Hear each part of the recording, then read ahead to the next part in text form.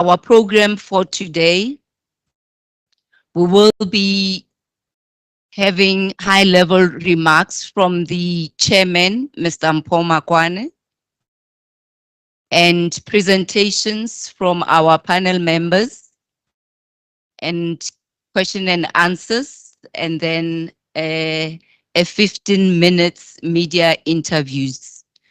So as you would know, we have scheduled today's briefing for 2 hours. So the 1 hour 45 minutes we'll use for the briefing and the 15 minutes will be for the interviews. Before we start, or I give over to Mr.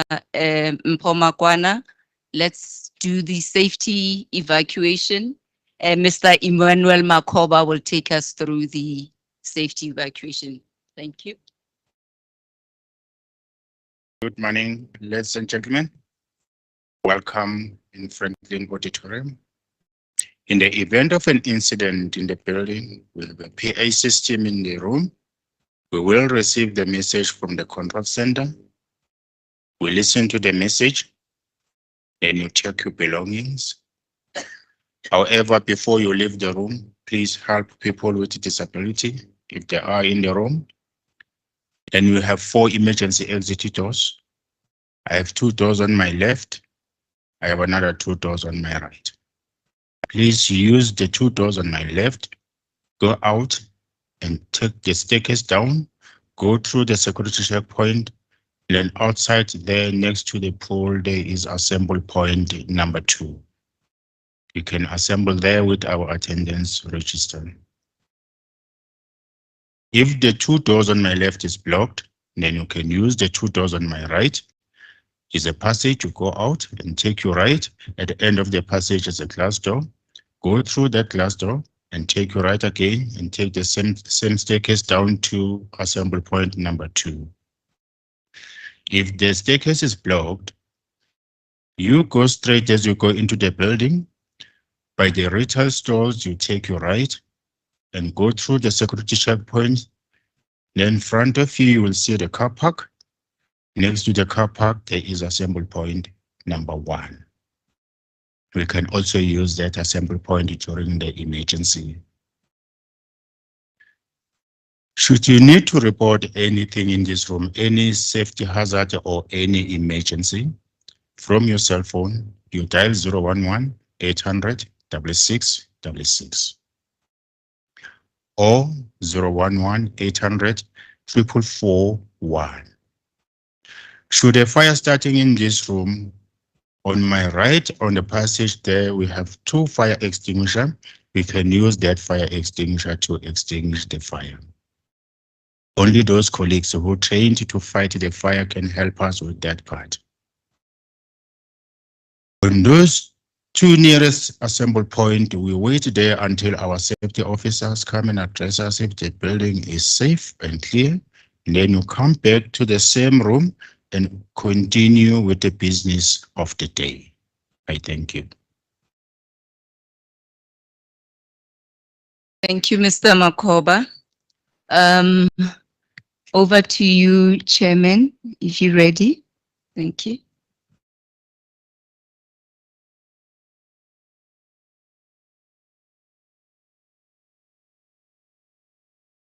Thank you very much, Daphne. Distinguished guests, ladies and gentlemen, good morning.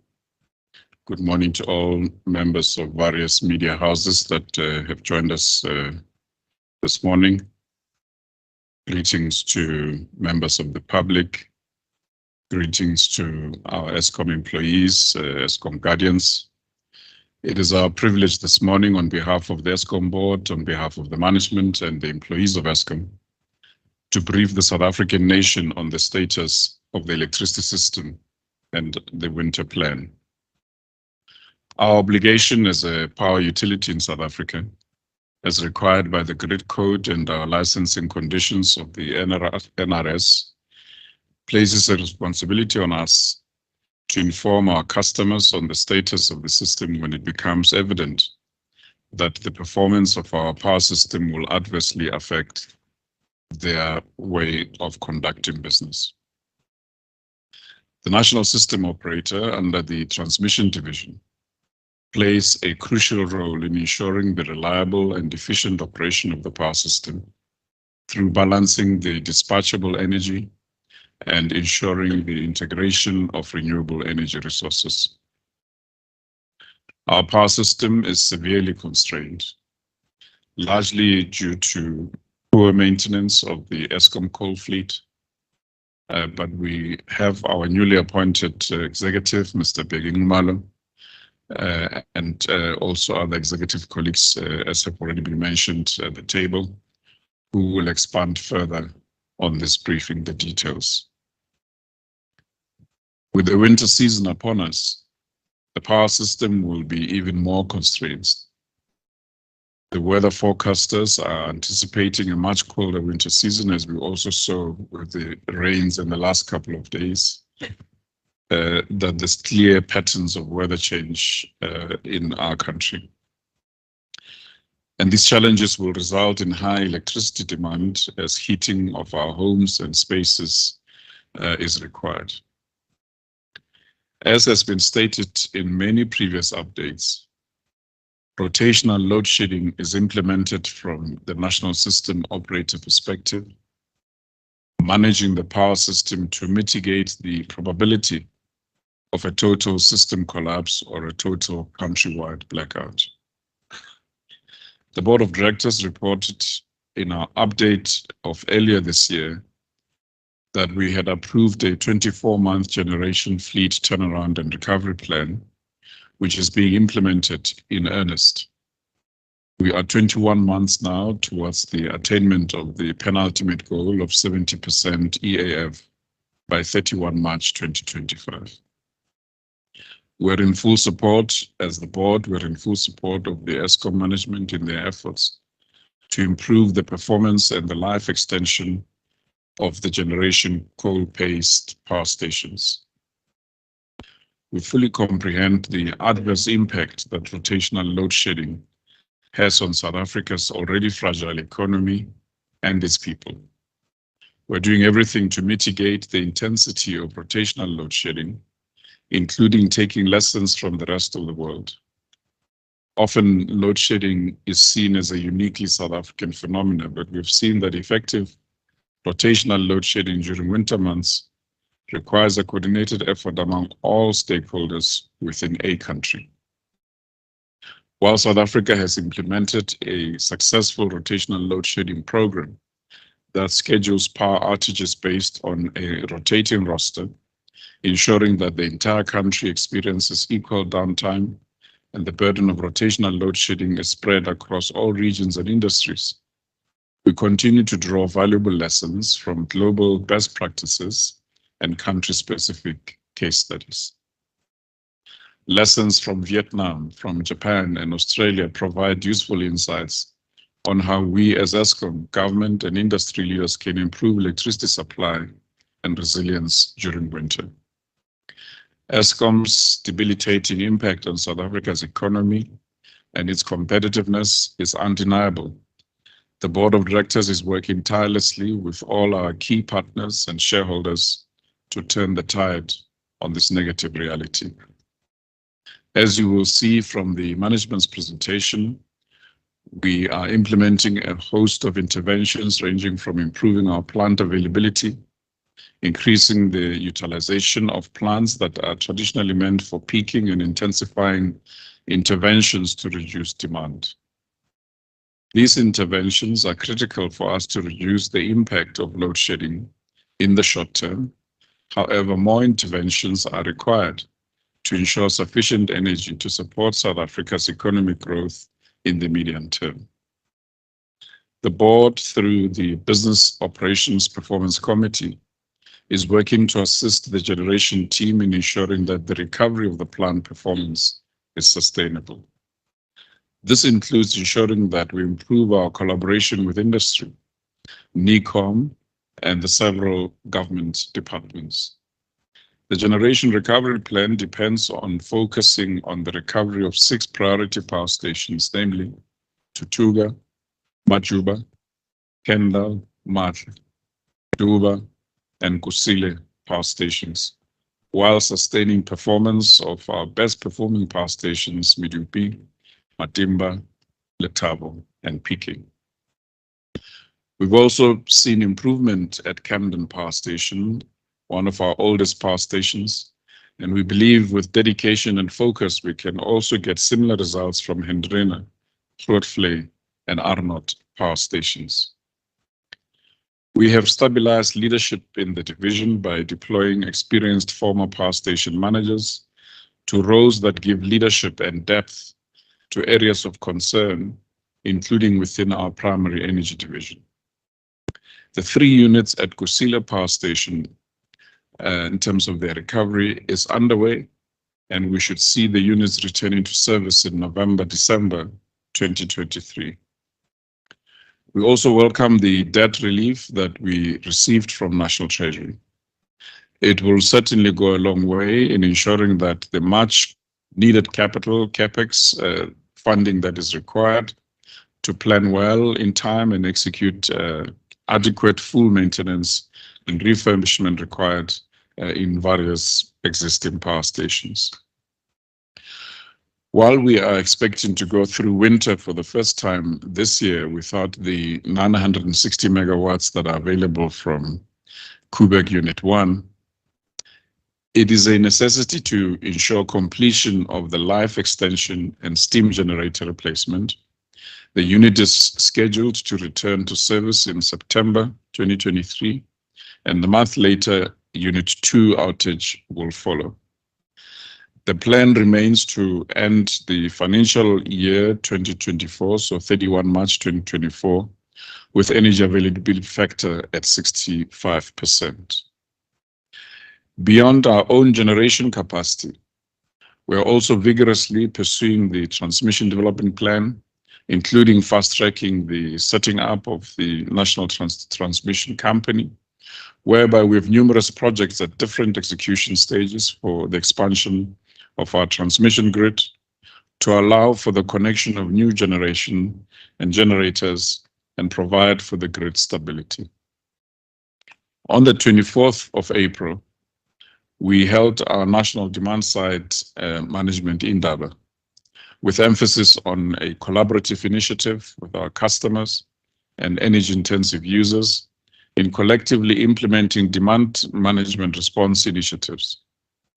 India has been implementing a national demand side initiative and offers valuable insights for us to learn from. Our own past successful campaign, 49M, some of you may or may not recall this, has foundational homegrown experiences that inform our approach as well. As I have mentioned earlier, that this coming winter season will be challenging. I believe another mechanism to curbing the higher stages of load shedding is through implementation of demand management responses. The best lesson from world-class high-performing organizations is that organizations with best people win. This strategic focus is much needed to ensure sustained improvement of Eskom's performance. I'm pleased that this is top of mind to our head of generation division and our human capital executive. We have also made good progress with a search for a new leader for Eskom. We should soon be appointing the new group chief executive once we have concluded all the board and shareholder processes as outlined in our MOI. Dealing with corruption is central to creating an uplifting work environment, as well as being partner of choice to suppliers and OEMs that aspire towards ethical values and best practice. Corruption undermines value creation and is an enemy of progress. It must be uprooted completely so that it does not hinder our effort of performance improvement. Working through NECOM streams, we see the fruits of collaboration between our internal forensic department, SAPS, and the SIU in dealing with cases of corruption. Numerous arrests and prosecutions are underway. People are being brought to book before the courts. We also take note of what the former GCE said in his book, it must be noted and placed on record that trust was broken by him making those public statements and the publication of the book. And this trust was broken in the most repulsive manner possible. Transgressions in the duration and in the course of publishing this book, transgressions were carried out by an executive who was in a fiduciary position, in possession of proprietary information of a national key point, who himself evaded being vetted by processes that involve our National Security Services Agency. And most importantly, breaches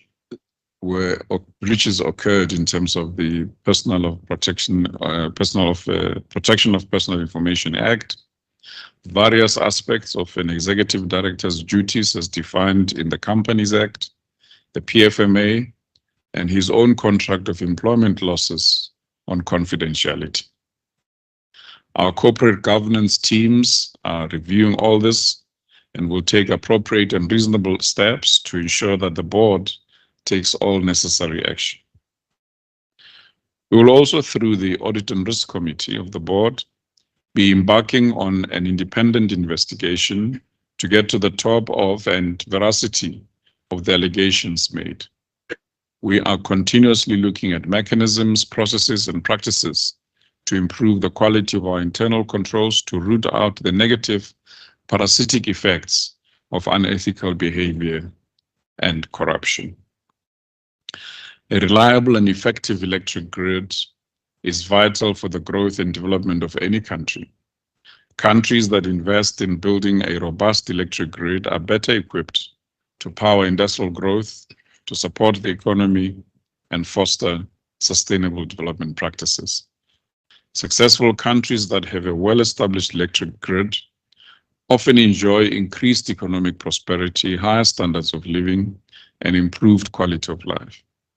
Efficient electric grids also help in reducing energy waste, minimizing greenhouse gases, emissions, and protection of the environment.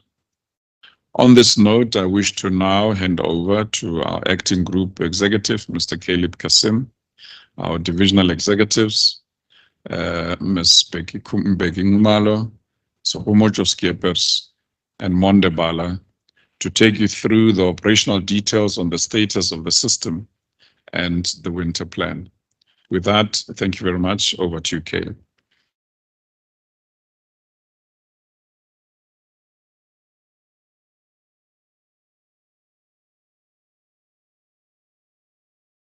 Good morning to the public, ladies and gentlemen, and the media.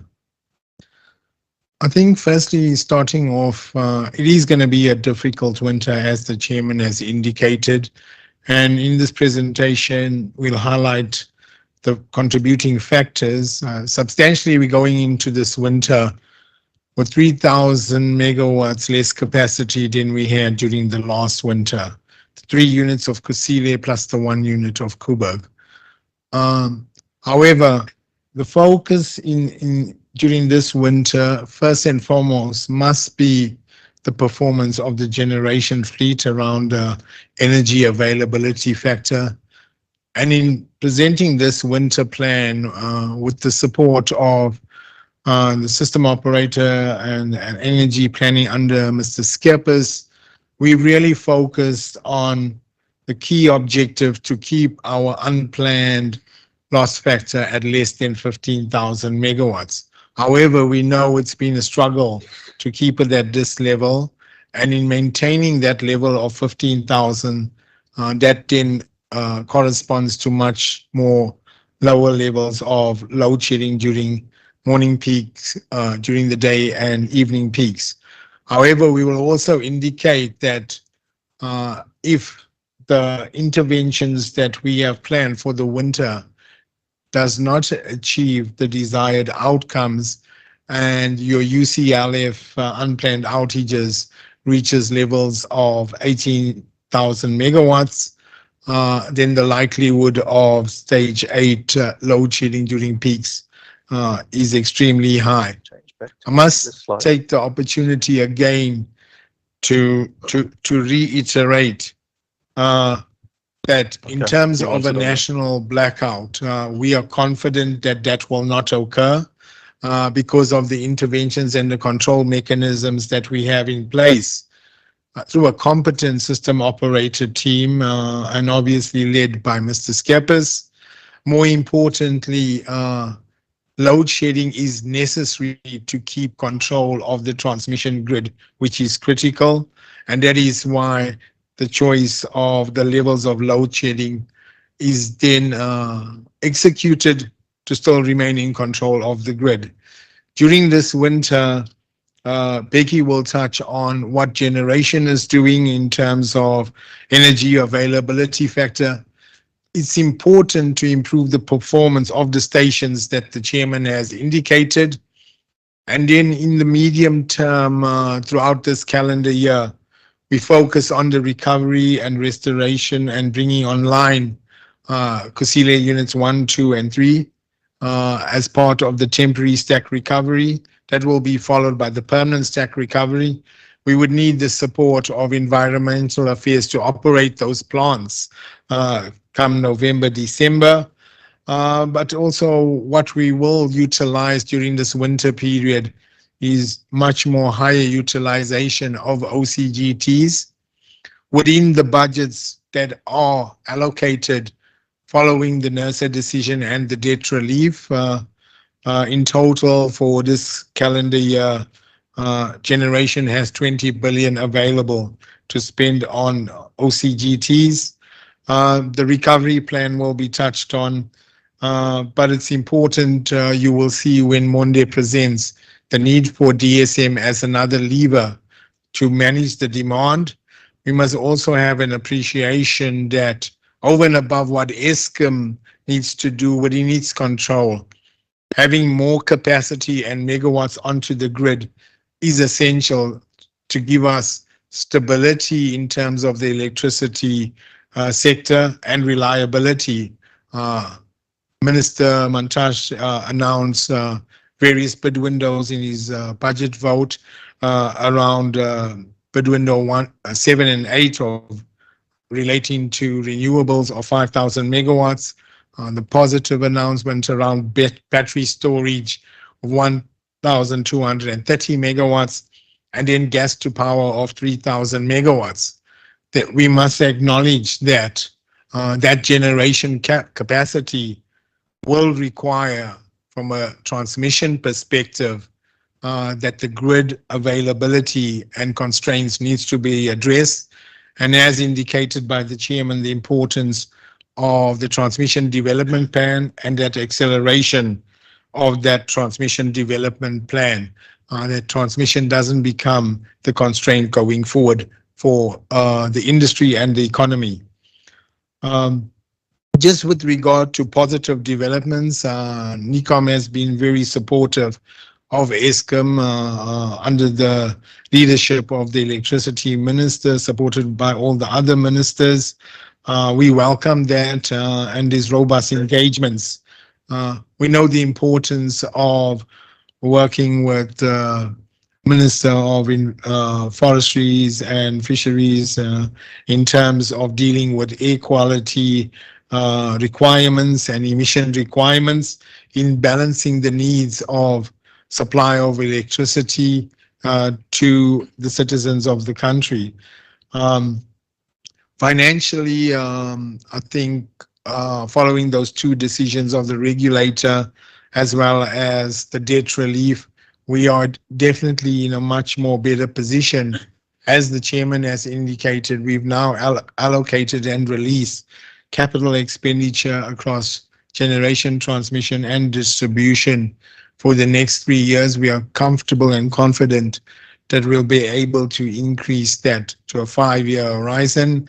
That should then allow for the necessary execution of those capital plans, acquiring of spares well in advance to execute more timeously and efficiently in terms of the important outages at a generation level. But let's also acknowledge that in terms of where we wanted to be at the end of March 2023, of a 60% EAF. We fell short of that. We landed at 56%. It has deteriorated since currently sitting at 52%. And Becky will touch on that importance recovery.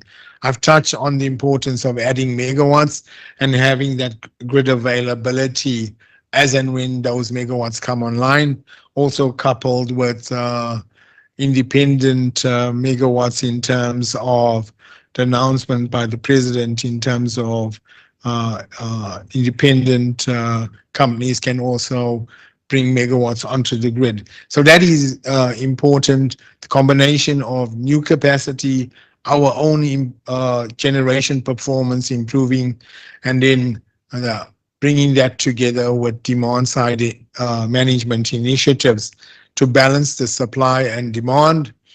Overall, notwithstanding all of that, we allowed the system operator within their capabilities to manage the grid and then to implement the necessary stages of load shedding to prevent a blackout for the country.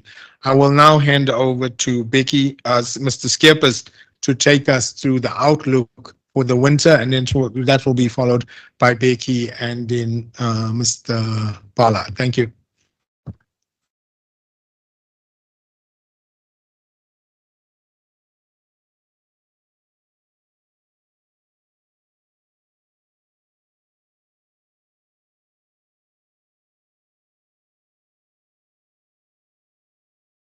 Good morning, ladies and gentlemen. Thank you very much for this opportunity to share with you the outlook for winter from the system operator's perspective. As has been indicated, and I think is now common cause, this is going to be a very, very tight winter in terms of supply and demand balance. What we show on the screen is just a snapshot of a scenario that we could be dealing with. We have an install base of some 47,500 megawatts of generation, and we have studied scenarios of unplanned capability, load losses, breakdowns, ranging between 15,000 megawatts and 18,000 megawatts.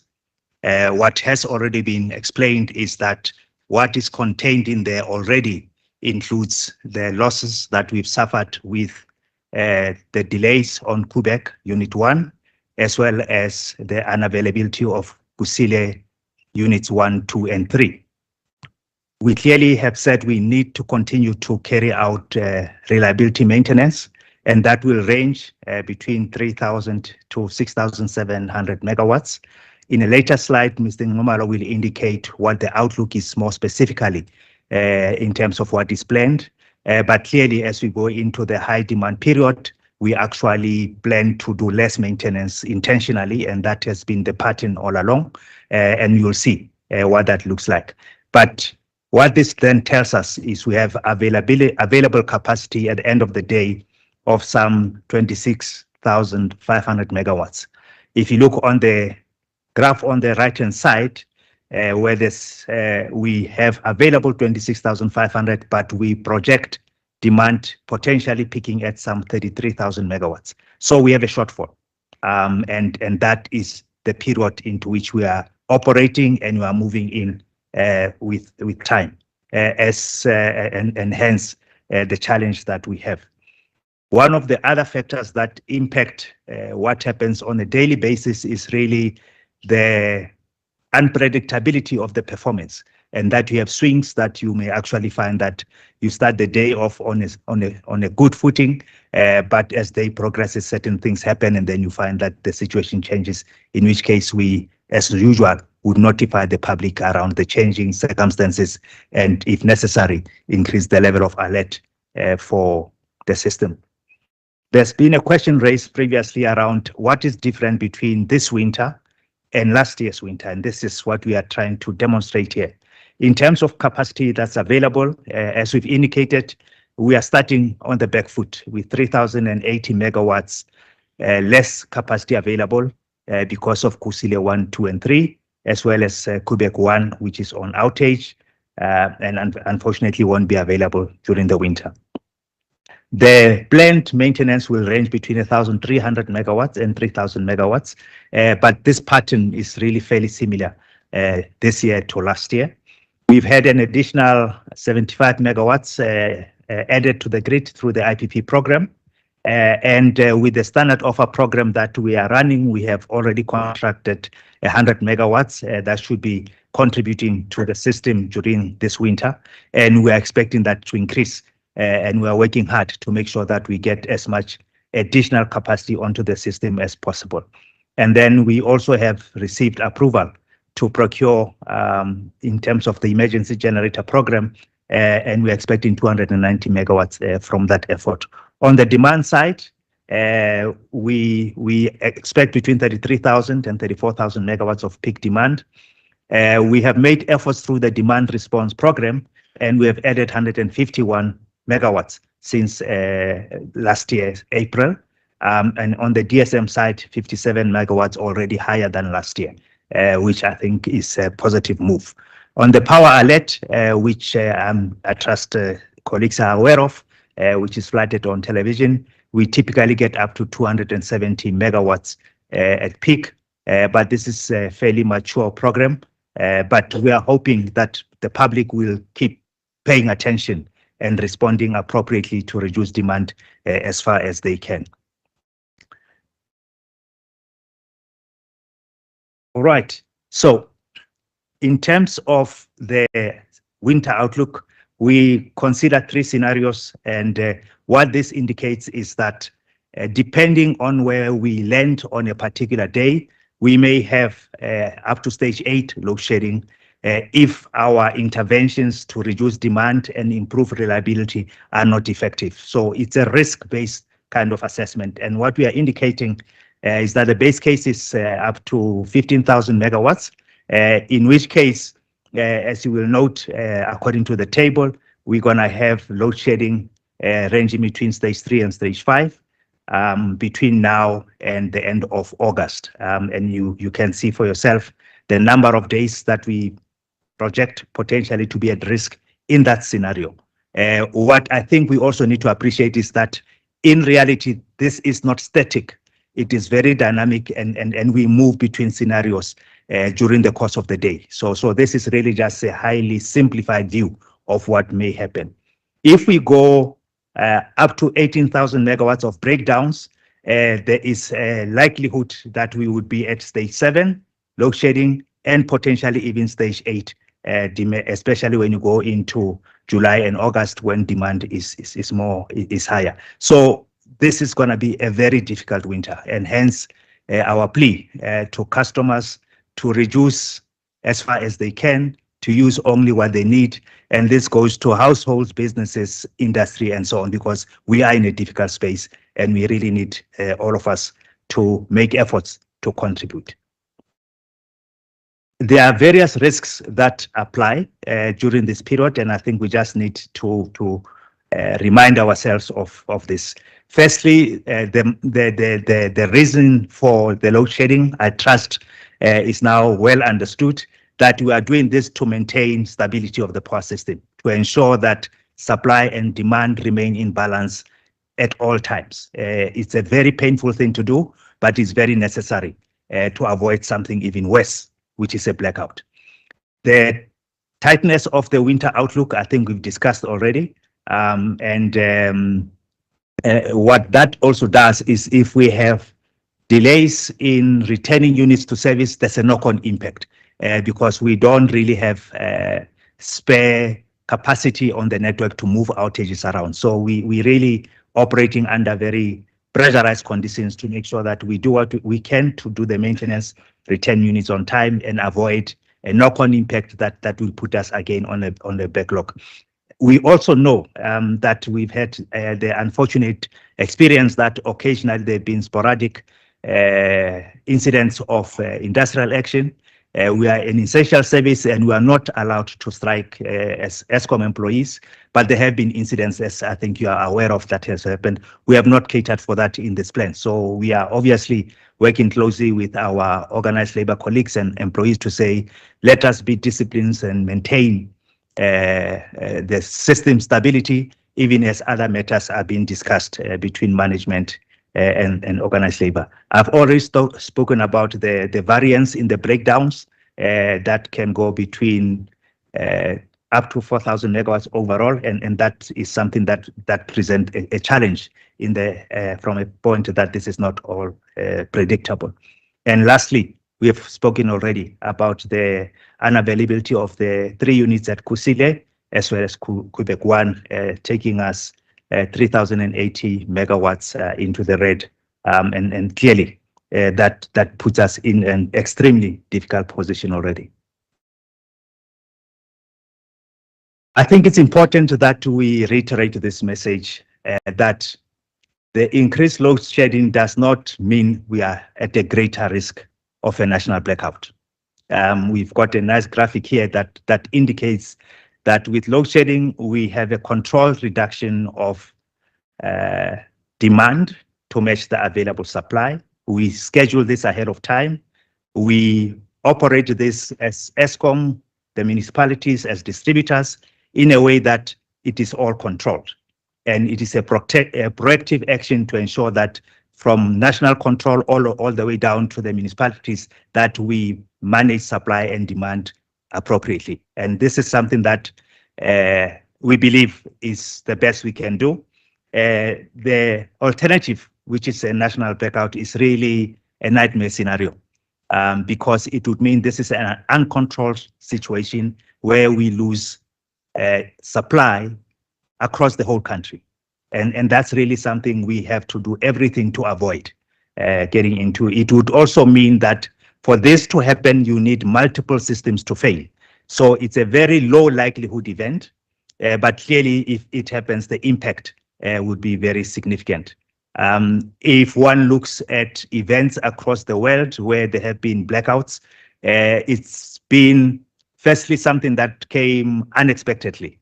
It follows, for example, a significant weather event, be it a tornado or a storm, that takes out critical infrastructure, and then there is a cascading effect that can then lead you into tripping of more lines and then more generators, and then you lose the whole supply. So it's a very low likelihood event.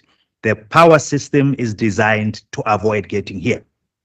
From the level of reserves that you maintain, which is part of why we do load shedding, is to try to preserve the reserves so that if unexpected events happen, the system can cope.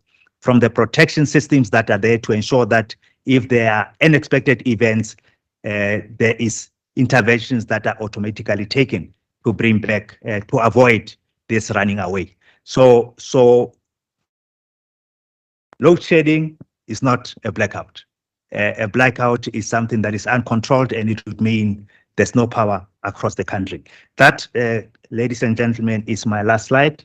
Mr. Numalo will come up and share with you some of the work that is happening on the generation side to ensure that the maintenance is carried out and that we improve the position we are in. Thank you very much.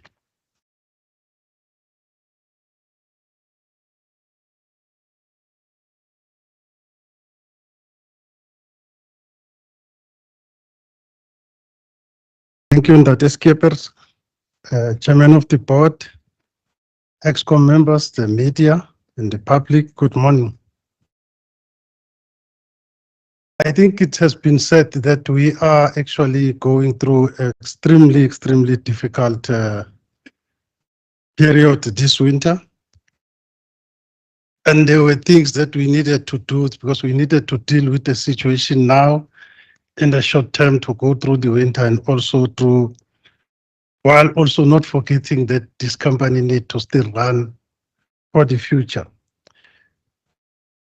So given the severity of the load shedding, the immediate things that we needed to do beginning of this financial year was to return key units that were on the breakdown. Units like Medupi 6, Letabo 6, Matla 6 on the bigger units, and those 2 units at Tutuga. I'm quite pleased to report that that Medupi 6 has been returned to service and is running extremely well. And I think there is a story that we need to tell regarding the Medupi, because Medupi is one of the stations we said we needed now to maintain the good performance. With the return of Unit 6, Medupi is currently running over 92% availability. So I think given where we come from with this new build program, I think it's quite important that I emphasize the great work that Zweli and the team are doing up there. Letabo continue as well to do extremely well with the return of Unit 6. And then obviously Matla also returned this past week from that unplanned. Tutuga continue to be the one of our stations that is giving us problems, but we have also acted swiftly there. As of the beginning of this month, we have already appointed an experienced general manager for that plant. And I must say, I'm quite confident that Mr. Moyo and the team, they will manage to turn that power station around. So we're hoping to see some stability. On the scenario that Mr. Skeppers have shared with us, it showed that at 15,000 and below in terms of unavailability, the levels of load sheddings are much better. And that's what we are trying to achieve as a first step within the generation fleet. See, we need to try and maintain below so that we don't go to the higher stages. It has been going there because of those breakdowns, especially with the bigger machines. And I think one of the things that makes it worse is that we've got that 2,100 from Kusile that is permanently there. So everything we do, we need to work on top of that.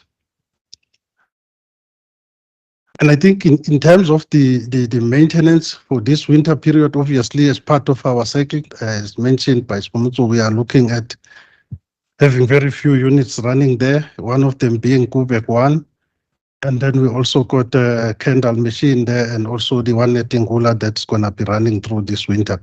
Obviously, we will have some of the short-term maintenance interventions that we will be dealing with during this time.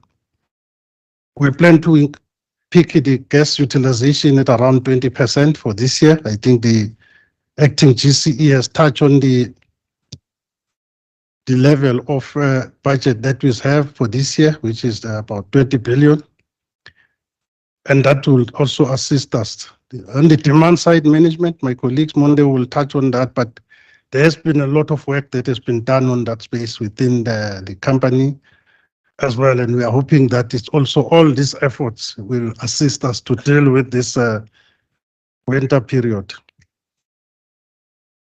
I think while we are looking at this period as well, we need to not to lose focus on the mid to long-term focus in terms of where we are going as generation. I think the return of Quebec is for the first time actually we go through winter without both Quebec machine. And I think the other fact that we have also omitted is for the first time in the past decade that we're also going through winter without any unit at Komati Power Station. So all these issues, they've compounded our difficult winter that we are facing. Kusile, the teams there, led by our project team, recovering those 3 units that got damaged.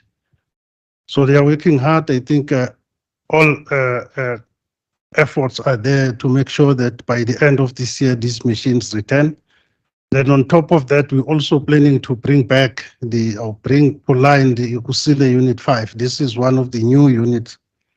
As you know, Kusile has not completed with the build program. So Unit 5, all these 4 units at Kusile, we plan them to come back in December. Obviously, the first 3, because of the temporary stacks, they will not be doing full capacity. They will be delivering about 520. But then the rest, the new one will come in at a full capacity. And then Medupi 4, again, given the performance of Medupi now, after we have understand the issues with the designs, so it's really one of the units that we're looking forward to. We are also reinforcing the team that is recovering that unit, just to make sure that there's proper oversight to ensure that we don't sleep on that July date of next year. That will give us some stability as well. On this slide, I just want to share that the board approved recovery plan for generation. We have not changed. The chairman spoke about 65% end of March and 70% of end of March 25. That is still the focus that we are driving within the generation. I think this is where we get our roadmap. I know it's going to be a tough call, but we believe it is doable. We can really deal with that. I think maintaining performance on the first set of the currently top performing plant, Medupi, Letabo, Matimba, and Peking plants, is absolutely critical. And those stations, they continue to do well. It's quite pleasing to see that of late, Duva Power Station, they've been showing some good signs of improvement, running 5 of their units that are available. So is Majuba. So we are starting to see that this can be done as well with a proper leadership focus on those plants. And Kendall, we've also got a very experienced general manager there to assist. Matra as well is coming quite nicely as well. It was disturbed by the failure on Unit 6, which they have now returned. And we are looking forward that the station start to perform at the levels where we are expecting them to perform. And the next, in the financial year, this year, the units at Kusile, I've already spoken about that their return is critical because these are bigger units, so as Kubek. So once we have achieved that, and then lastly, obviously, Kubek, as Kubek 1 come back, we need to take Kubek 2 off to continue with the steam generator replacement program. I think we have picked up some good lessons on this first unit that I was with the team last week, and then we've went through some of the lessons as well. So we're planning that the next unit will go much better than the previous year. And I think one thing that we have agreed, which I've also, with the support from the board as well, that the leadership stability within the generation fleet is critical. And that's my first priority there. So like I've mentioned, what we have done already, we have delayered the generation business. Some of the experienced general managers that were running clusters, they've been put back into the power station. One of them is running the Tutuka power station now. And then one of them is went back to the primary energy division so that we've got experienced people who knows what need to be done so that we don't run around everywhere. So we have done that as well. And all of them, they've been placed in business. And then also the first thing that we've done is also to make sure that at power station levels, the actings are minimized. And the plan that I have is that by the end of this month, all power station managers will be appointed, and then make sure that, because all it needs is going to take leadership for us to turn this one around. And then part of the leadership issues as well, I must say, I've engaged with our trade unions, and they've also pledged their support in terms of what we need to do. And the last point there that I want to touch on is the point with regards to the government support. And then on top of the government, I must say from the board as well, I've been receiving extremely huge support as well in terms of what we needed to make sure that we drive the turnaround as they approved it. But one of the key issues that came from the Minister of DPE was this thing of saying, what is other state-owned companies do that we can leverage quickly with them? So in our turbine space within our Rotec Industries, we are already working with SAA, and there's good collaboration that is happening there in terms of, because they maintain a lot of planes as well. So they've come up with some good initiatives. So as Dinel as well. So we are looking to partner with them in a lot of other areas, including the security space, because they are specializing on that in terms of monitoring our plants and also the rest of the station as well. I think the issue of environmental for units at Usile is going to be critical, but I know that the government and our team from environment is working with the Department of Environmental Affairs to make sure that we get those permits to operate this unit after this initial returns. And we are also working in terms of our own gas turbine stations to ensure that we try to convert them to gas as well. So we have issued the RFP to the market. So we're hoping to get those results by the end of June or July, actually. Then we can start to do those evaluation in this space here. So yeah, colleagues, before I go to that slide that Mr. Bala will touch on, that is where we are as generation. The primary focus is really on leadership, stabilizing leadership, showing experienced people run our difficult plant, because you will imagine if you get an inexperienced person, then they start to panic and then they cause more problems for us. So I'm quite positive that with the team that we have put in place now in a very short space of time, we need to start to see stability within the generation fleet as we move around. But it's going to still be a huge challenge until those Kusile units return and also the Kupex machines return. But we've got a job to do now. Focus is on the current fleet. We need to make sure that we don't look any other things. We focus on turning around the current fleet, because that's what we have, and that's what the board expect us to do as well. And that's where they are also giving us support. So Ndatebala, I'll give over to you just to touch on this. Next slide, thanks.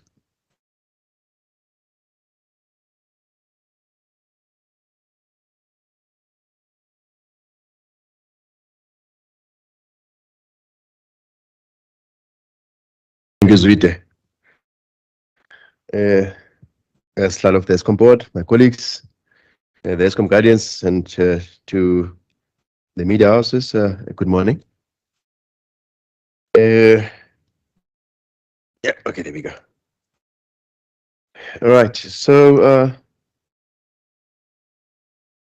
yeah, whilst our colleagues in the generation space spending their effort tirelessly in fixing the plant, whilst all those who've got generation capacity are trying to add megawatts onto the grid, we believe that there is a lot that South Africans can do in ensuring that we manage the demand and manage how we utilize the electricity that is scarce, the electricity that we have.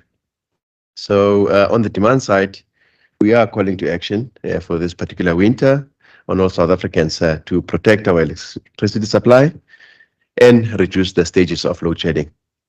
What we have done, the chair has alluded to the previous program that we ran, of the 49M.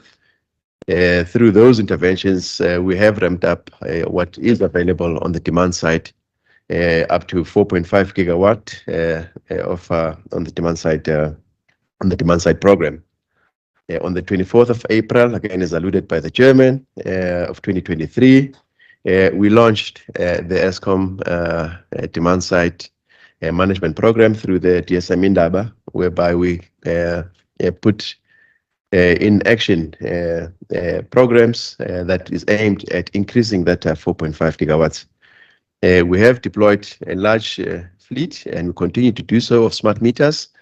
This, we believe that we can better utilize our smart meters to do what is referred to as load management, whereby, again, we incentivize customers during times of constraint to use less of the electricity that they have.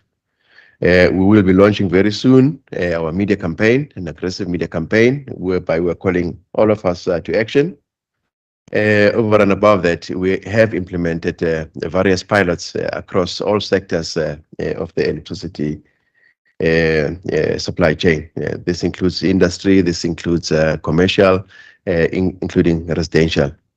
So far, we have launched different programs, specifically on the load management side, whereby we seek to reduce the demand, specifically in terms of constraint, specifically at peak times. We have launched the residential load management programs, whereby we incentivize residential customers to manage, specifically on the geyser consumption, specifically to shift load. Over and above that, we have also introduced energy efficiency programs whereby, again, we incentivize all sectors to be more energy efficient. This is by utilizing low consumption lighting and also appliances that use less electricity. So what you can do to help, how can you help to reduce load shedding? Firstly, we believe that we can all reduce our electricity consumption by just using what we need. We need to switch off what we do not use at the time. We need to protect the infrastructure that we have. We need to stop illegal connections, stopping the Izinyoga. Also, the issue of payment of what we consume, we need to do that. Lastly, we have seen a phenomena, specifically with increased stages of load shedding, whereby immediately after load shedding, we're seeing a new peak now. This is largely attributable to when the batteries charge up. So we are going to be running a program that seeks to shift the charging of the inverter systems just to periods not immediately after load shedding. So, ladies and gentlemen, I think that is the programs that we'll be running on the demand side management. Mr. Kasim, back to you.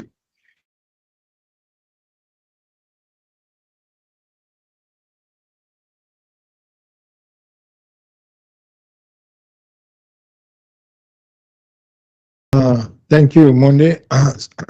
So, in conclusion, I think first and foremost, Eskom apologizes to all South Africans in terms of the inconvenience, the impact on your livelihoods, and more importantly, the impact on the economy.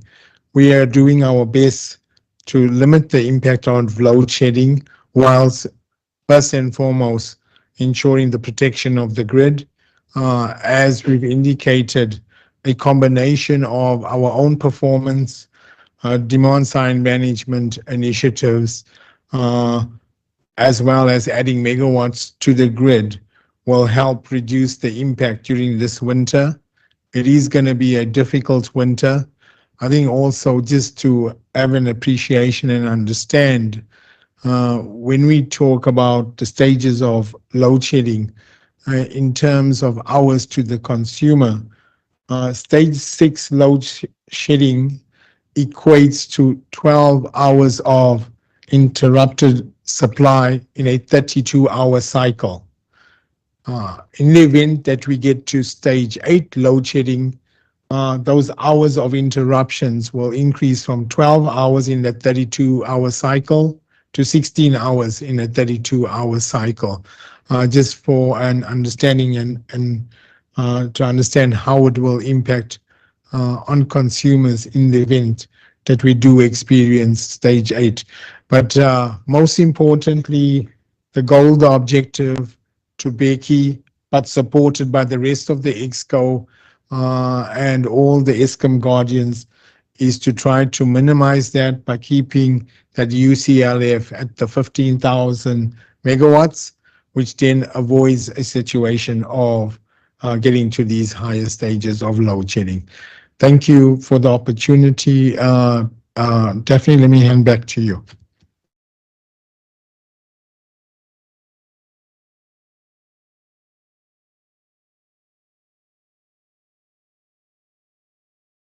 Thank you,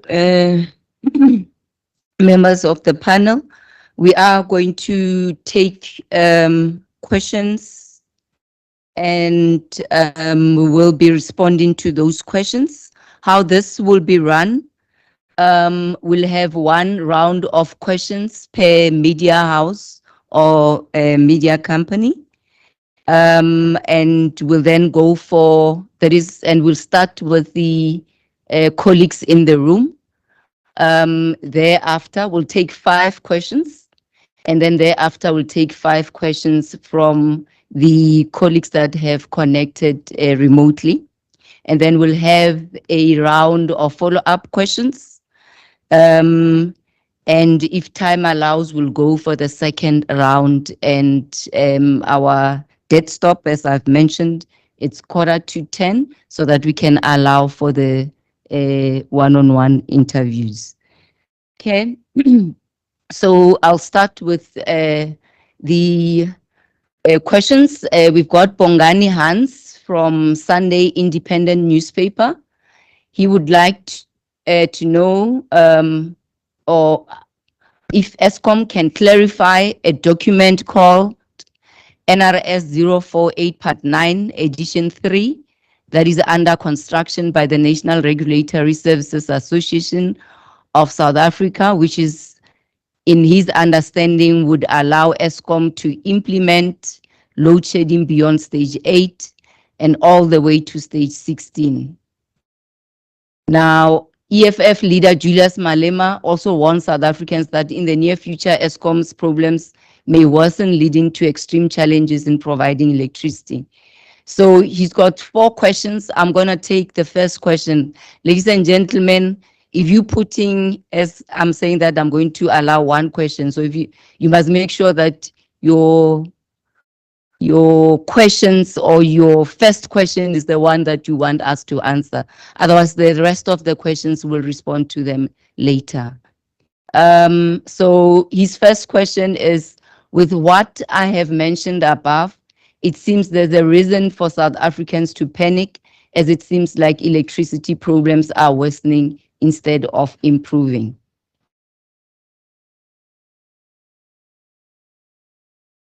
Is it me?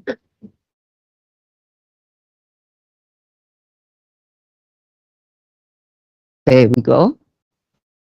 The next question is from Antoinette Slabert from Rapport.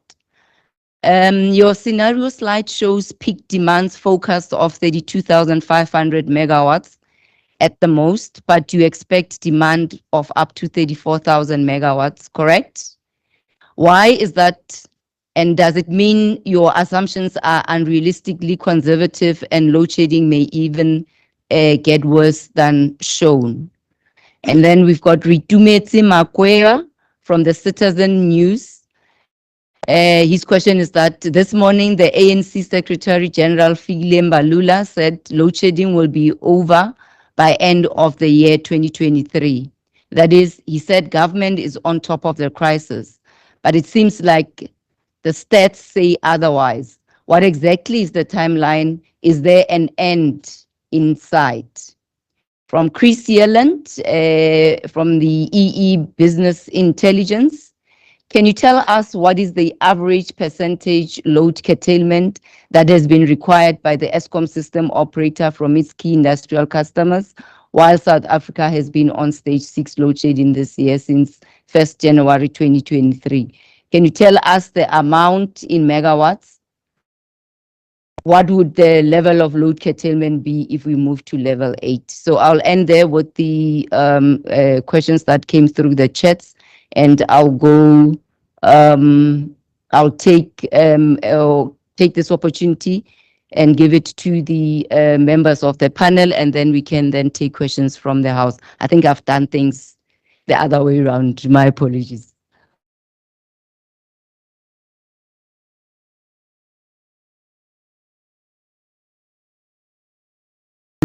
We'll go back to the NRS and Sekamotso will deal with that. Okay.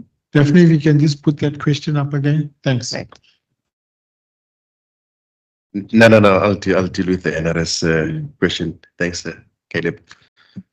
So, yeah, I think when we realized that we required higher stages of load shedding, it was incumbent upon us to ensure that we remain in control of the system. As Tatis Keepers has said, that we need to always manage to retain control of the system.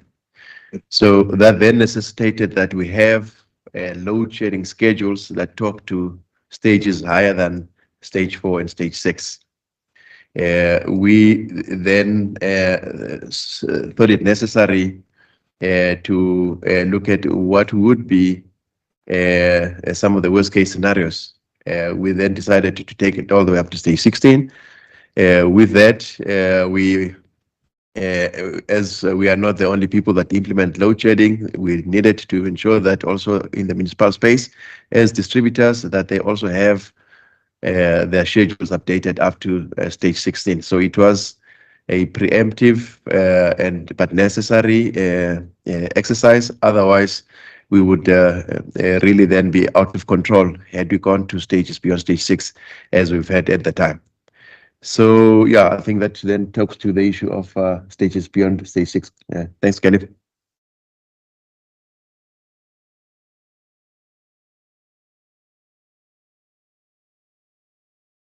Okay, thank you very much.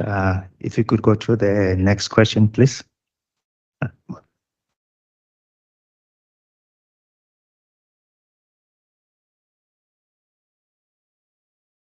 Daphne? Yeah, this thing is not working. Teresa? Yeah. Next slide, please.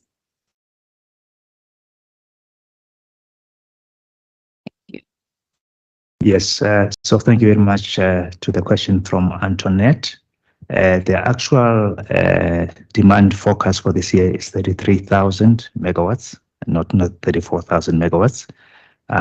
But as we all know, this is really a forecast of peak demand, and there is potential for variability around that number. So we do try to give the most robust and realistic assumptions in the modeling and the analysis that we do. And of course, it could be up or down. There is always some variability. Thank you very much.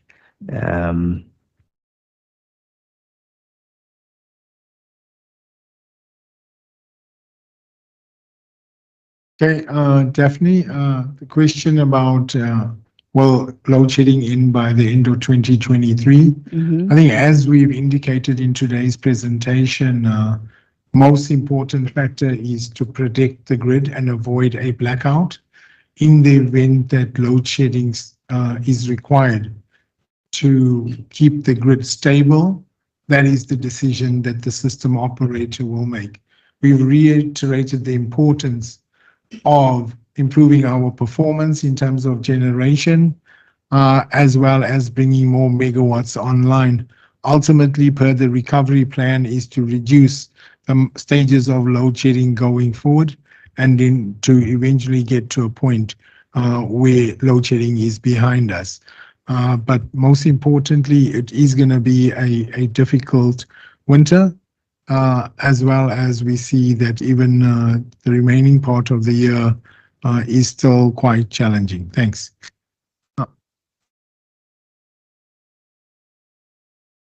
All right, thanks, Caleb. If I can respond to the question from Chris Yerent regarding load curtailment. Chris, we don't have the responses in the format of a percentage. We will work those out and share them. What we can say at the moment is that since the beginning of this year, January, we've had 33 days of load curtailment, and 18 of those 33 were at stages 1 and 2, and a further 18 were at stage 4. But we will work out the percentage as requested and revert. Thank you. Thank you. Yes, Heidi? Yes, please introduce yourself and the media company that you are representing before you ask your question. Thank you. Okay, it's Heidi Jockus from ENCA. With all due respect, I just don't understand how you tell South Africans that we should reduce our electricity supply when firstly we don't even have it for most of the day. What exactly is being done other than what you've mentioned? Because the issue of Kusile and Kuburg is not a new issue, and Medupi, it's not a new issue. These issues started last year. So you were aware that you were going to be 3,000 megawatts short for the winter period. So why weren't there any plans in place to make sure that we don't have a very difficult and tight winter? I also just want to ask in terms of your diesel supply, the Minister of Public Enterprises yesterday before SCOPA alluded to the fact that there are issues with Petro SA because they are not reducing the cost of diesel that is sold to Eskom, which could ultimately reduce one stage of load shedding if that cost is reduced. What is the plan in terms of that, of the diesel? And then, I don't know if I can ask this, but I'm going to anyway. Wage talks with the unions. There have been concerns that Eskom is not willing to budge beyond 3.75%, and the unions have indicated that you are not willing to negotiate in good faith. What is the update on that? Thank you. Can we please keep to one question, Heidi, colleagues, so that we can be fair to all media houses? Thank you. Morning. My apologies. I also have many questions. My name is Govan Whittles from Newsroom Africa, Channel 405. Thank you for the opportunity. To the board chairperson, will the board consider pressing criminal charges against the former CEO over the breaches you've described that occurred in his book? To the head of generation, is the frequency of unplanned losses at power stations increasing or decreasing? The energy availability factor has decreased. Do you foresee this as a pattern that's likely to continue? You've described the unavailability of any generation at Komati for the first time in a decade. Is there no renewable power being generated from Komati or being put into the grid? Lastly, to the head of distribution. So you've indicated that Eskom plans to roll out a program to deal with a new increased peak where you're seeing inverters being charged immediately after load shedding ends. Are you going to call on South Africans not to charge the inverters after load shedding ends, or what exactly does that entail? Thank you. Thank you. Yes, sir. Hi, I'm Jacques from CGTN. I'm asking this on behalf of Angelo Coppola. Why did Eskom decide to legally fight? Can you just state your media house again? Sorry, CGTN, China Global Television. Why did Eskom decide to legally fight the request from the Frankfurt municipality to use a solar power driven microgrid to alleviate some load shedding in the Free State town? Thank you. Thank you. Right. Looks like that's the only round of questions that all the questions that we have for this round. Can I hand over to the panel? I will go first. I'll deal with Heidi's questions. Yeah, maybe just easier one in terms of the wage talks. We're still in that process. We will do a third iteration with the unions. I think that starts next week. And then obviously as management, we will take into account where we are in those negotiations and then engage with them in good faith. So I can't disclose more than that in terms of the wage talks.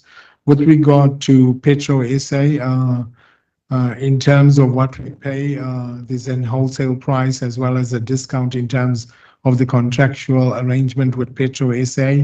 We have a very good relationship with them. And then again, I'm sure they recognize and appreciate the importance of diesel in one of the levers to address load shedding and minimize the impact.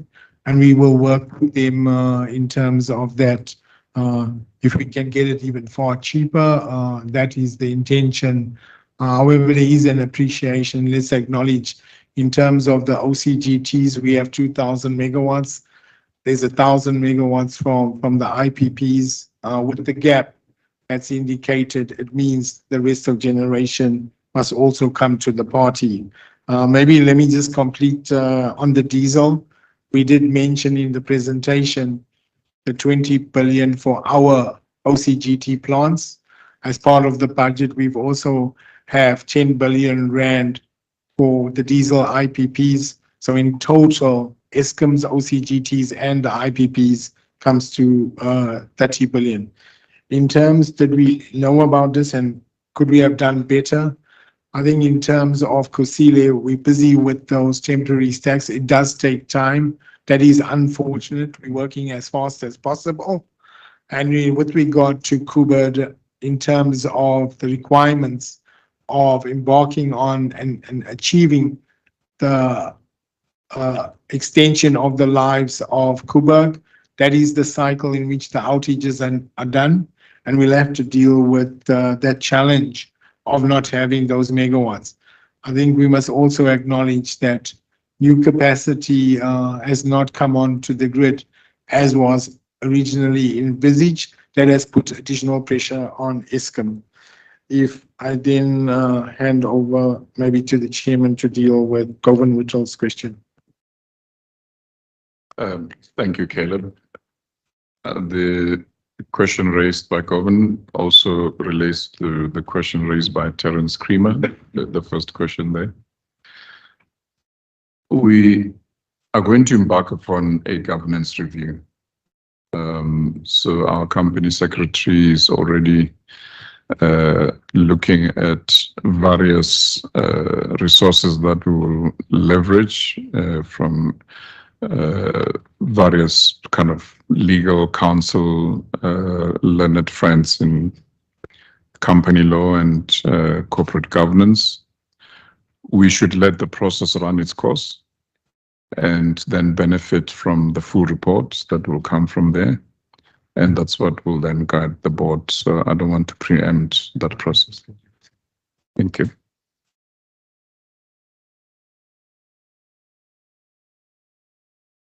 Yeah, just to answer the question with regard to from Newsroom Africa in terms of the decreasing or increasing in terms of our availability. I think at this stage it's still very, the variation is still very high, but like I've mentioned that we have seen that in some of the stations, like if you remember 3 years ago, Mitupi was actually in the same position and it is now very stable now. Mitupi, we can say now it has gone through the testing period of coming to the stream. So the team seems to have gotten now to understand that. But also we are seeing some improvement on some of the plant, like I've mentioned, especially Dover, Arnott, and Majuba as well, that we are seeing some improvement, although it's not yet where we are expecting it to be. So there's continuous work that we still need to do there. And in terms of the renewables that replaced the likes of Komati, you know, Komati is a 1,100 megawatt plant, so we haven't been able to bring new renewables to that effect as well. Hence, I was making that statement. And then I think my colleagues Monday will deal the microgrid one. Yeah, no, thanks, Peggy. Yeah, Heidi, I think there's quite a number of things that South Africans can do in managing how we utilize electricity. The typical South African profile is that you will have a peak consumption in the morning and a steeper peak in the evening. So our belief is that if you shift consumption mainly in the residential sector to outside of those peak periods, and then you get a flatter profile, which then is much better for the system to handle. So that is the appeal to South Africans. Say, besides the energy efficiency, then let's also maybe move the times when we consume electricity. So things like geysers, we can move the lighting up of geysers to outside of those periods. So there's quite a significant contribution that we can make. Whatever kilowatt or megawatt that we can save, it will be a kilowatt that can assist in terms of the energy situation. I would like to emphasize the fact that we encourage every South African and every sector of the industry that has got generating capacity to do so. We are hard at work to ensure that we connect whatever generator that is available. We are looking at streamlining processes to make sure that we shorten all the timeframes to connect whatever generation capacity is available. On the question of the inverters, again, it comes back to say, when do you recharge your inverter? What I've said we are seeing is that immediately after load shedding, then the charging starts up, which then moves that peak. So we're saying that in how we do that, we can do so again in a manner that does not put the system at risk. Just to respond to the issue of the rural maintenance and the Frankfurt issue, where we were taken to court for apparently not disincentivizing people to help themselves.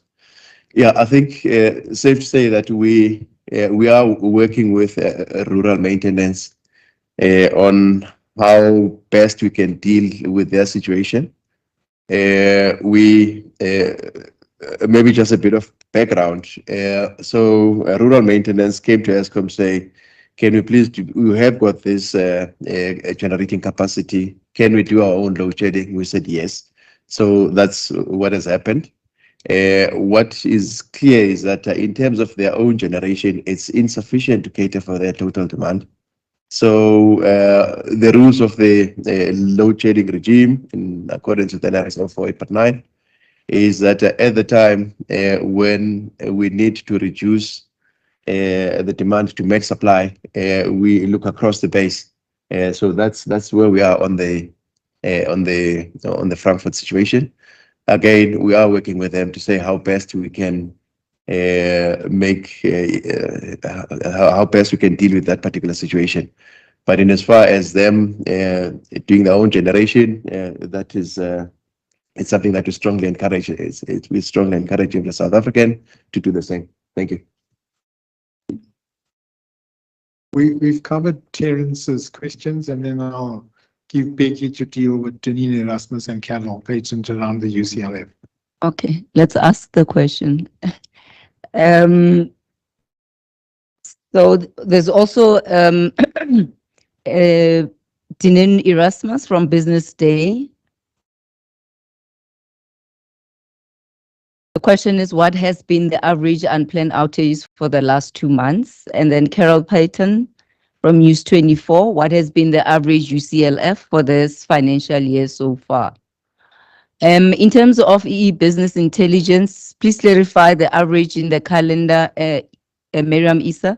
Please clarify the average in the calendar year to date, and importantly, the diesel budget. I think the Terence Creamer question from Engineering News has been responded to already. Thank you. Over to you, panel members.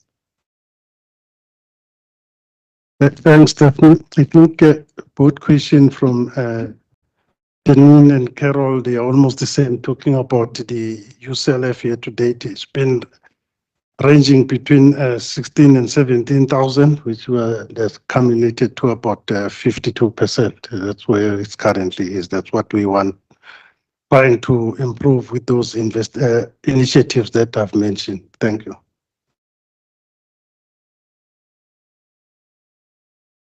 Okay. I have spoken about the diesel budget, so that is confirmed. And I assume that, please clarify the average in the calendar year. Is that the UCLF that Becky spoken about? Okay, so it's the 30 billion and all right, thank you. So yes, we can now go for another bite from the colleagues in the house. I don't see any hands. Oh, Hi, I'm Erik Esbjörnsson for Swedish newspaper Dagens Nyheter. My question is more broad range. Like, we are fresh out of a power crisis in Europe caused by Russia's invasion of Ukraine. There, the discussion has been the entire time about the costs of electricity, not any load shedding. My brother had, in Sweden, he had a power bill about 20 times bigger than mine in December. But still, the question about switching to fluctuating market prices for electricity during peak hours, and so it seems impossible here in South Africa. That would reduce demand significantly and create incentives for production as well, and basically solve the issue with load shedding. But is that a political or a technical challenge? And what are your thoughts around a different pricing structure for South African electricity? Thank you. Heidi. It's Heidi Jacques again from ENCA. I know you briefly touched on it, but South Africans are panicking, and I just want to get clarity on what is the highest stage that we're going to go to in winter? I know at the bottom it said possibly stage 8, but there's a stage 16. I don't even know if that was answered. But what are we planning for? Because clearly there is a crisis and we need to know so we can plan. So could you please just clarify on that? Thanks. Good morning again. Govin Whittles from Newsroom Africa. Feedback on the rate of sabotage at power stations. Has this completely stopped or is it still happening? And then is 18,000 megawatts lost equal stage 8? Just to be clear, thank you. Thank you. I don't see any hands, so we can go for the responses. Thank you, members of the panel. Thanks. I'll deal with Eric's one on a new pricing structure.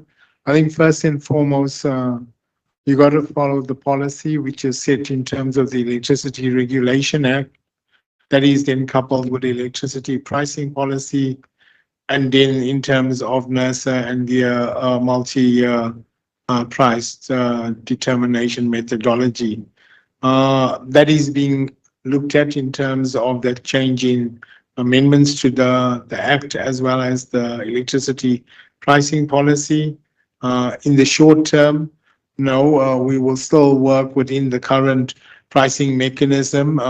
We already have a decision for next year of 12.65%, and then we will follow a similar cycle for the years thereafter until legislation has changed and those policies have been implemented. Thanks. So, Sekosa, you want to deal with stage 8 to 16 or? Yes, thanks, Caleb. Heidi, I think what my colleague, Mr. Bala, has indicated is that in terms of the approved standard, we currently stop at stage 8. That is the approved standard as we speak. There is work in progress in parallel to revise that standard to extend it to stage 16. So the stages beyond the NRS doesn't, as we speak today, stops at stage 8. And work is in progress to look at extending that. So that is where we stand. In terms of the question around what is the outlook for winter, as we indicated, up to 18,000, there is a likelihood that we could go up to stage 8. That is what we shared on the slides. Now, there's a question that says, does 18 gigawatt unplanned equate to stage 8? Not necessarily, because you are dealing with both supply and demand. You are also dealing with what is your level of reserves at your disposal in terms of pump storage, in terms of the OCGTs. So it's actually a complex equation of trying to balance because you have different contributors on the supply side, and equally on the demand side, you have different variables that impact on actual demand at a particular moment in time. So, in fact, we have had unplanned demand beyond 18,000 megawatts, and we were nowhere near stage 8. Just, if you look back a few months, we've actually been beyond 18,000. But given the level of demand and the available resources, we did not need to go higher than whether it was stage 6 or 4. I can't remember. So it's not a simple question just to equate one to the other. It actually depends on the combination of the factors at play at a particular point in time. I hope that clarifies. Thank you. Thank you, panel members. Definitely, let me deal with the issue of sabotage at the power station. Yeah. Please. Yeah, as you would appreciate, and it's a very difficult thing to quantify, but what we doing now, what we've agreed as generation leadership, that where there is incident of that will be reported to the authorities that are responsible for investigation. So with all the security and police, but ours is to focus on running the plant and making sure that we focus on maintenance and operation of the plant. But yeah, it's very difficult to conclusively say this is the levels of sabotage. Is it gone up or is it reducing at this stage? But wherever we pick up issues that we suspect, we report it so that we give the police to do their work while we are focusing, because I think that these are the things sometimes that distract us and we start focusing on other things instead of running the plant and allow the other government agencies to assist us to deal with other things that are outside the running of the power station. Thank you. Thank you. There are more questions from the chat bot. The chat. From Antoinette Slabert report. We have had so many promises that energy availability factor will improve through maintenance, but it's continuously deteriorating. What will you do differently to get better outcomes than before? It looks like we didn't answer that question with our presentation, members of the panel. Bruce Hong from 567 Cape Talk. The minister and the presidency responsible for electricity is of the view that power ships are going to be needed to bring relief to our energy crisis. Is this on Eskom's plan at all? If so, have sites been identified and plans made to connect them on our grid? How soon could they be connected up? Weeks, months, yes? Another question from David Fraser from Investment Manager Peregrine Capital. On the Kusile Unit 1, 2, 3, you mentioned they would only come back at 520 megawatts each. What further work will need to be done to get them closer to the design capacity and how long would that work take? And when is this scheduled to be done? Last one from Antoinette Slabert from reports. It has been reported that Eskom pays a premium price for diesel from Petro SA. Is that correct? I'm not sure if we have responded to this question before. If not, how does this price Eskom pays compares to the market prices? Over to you, members of the panel. Thank you, Daphne. Yeah, the first question from Antoinette deals with the promises. Yeah, unfortunately, it has been the case. And in terms of what we are going to do differently, you will notice in my presentation that, and I just also responded there to say we are stopping focusing on other things than running the power station. And one of the things we are doing, we're putting now the experienced power station onto power station managers on the station that has been giving us problems. I must say as well, I've indicated that we have seen some good improvement at the plant like Metopi. I mean, Arnold, I spoke about 14% increase already this year on their EAF, so as Duva and Majuba. So there is some smaller improvement across, and we are expecting Matla as well to come in as well very shortly as they are bringing the units back. So these are the things. And I think one of the things also that we are focusing on, as I'm going around the business, I see that we still got most of our employees around that are quite familiar with our plan. So I think that's what we are saying to them, to see it's going to take us as generation people to take ourselves out. There's a lot of support we are getting as well from the industry, which we are using wherever we need it. But in terms of the current, where we think we're going to get a change is through the enforcement of the leadership in those stations that are problematic. And then let me touch on the Kusile 1, 2, 3 as well, the 520. You will recall that there we are running this plant with temporary stacks. That's what 520 reflect to. And then as soon as we finish, as the unit come back, then the work will start on the permanent replacement of the permanent structures So which is planned as well for next year as well. As the structures are finished, then the unit will turn back to the full capacity. Yeah. Thank you.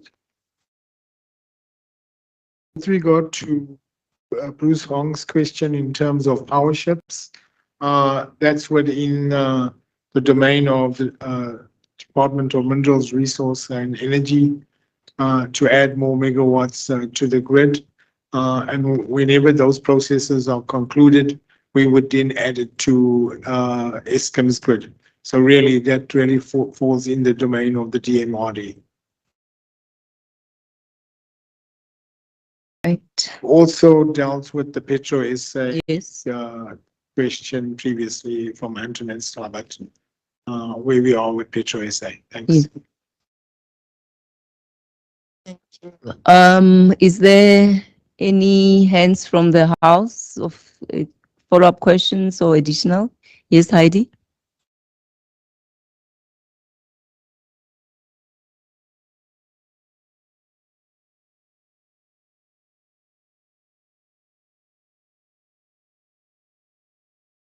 Ask again on the mic. Yeah, my question, sir. Must I repeat it? Please repeat it, Heidi. I'm asking, you said that there are plans to move to stage 16. So I just want to know what that means. Like, how many hours of power will we be without? Okay, thank you. Any other question from the house? None. Over to you, Mr. Ngumalu. 32.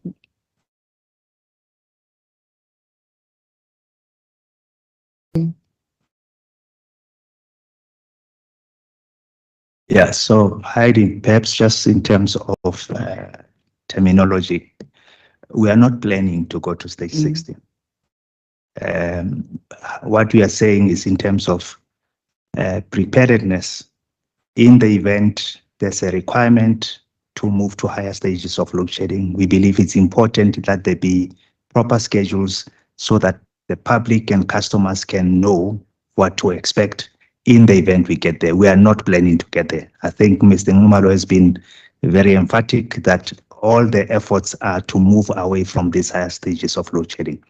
So maybe I think it's important that we help customers and the public to understand that once this process that is being run by the NRS committee is concluded, I think that information will become clearer because the different distributors will then be required to design the schedules to comply with whatever stage of load shedding beyond stage 8. I'm not sure if Mr. Bala would like to add. We are covered. All right. Thank you very much. Thank you. Right. I think the time it's 9:39. We can still go for the last round.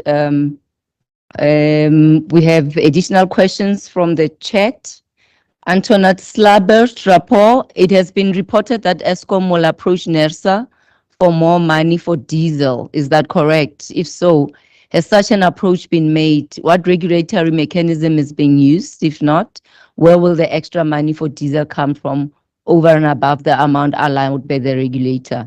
David Fraser, investment manager, Peregrine Capital. The 20% OCGT usage through winter appears to be too low given current circumstances.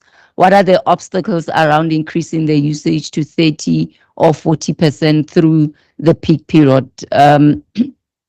Another question from Antoinette Slabert report.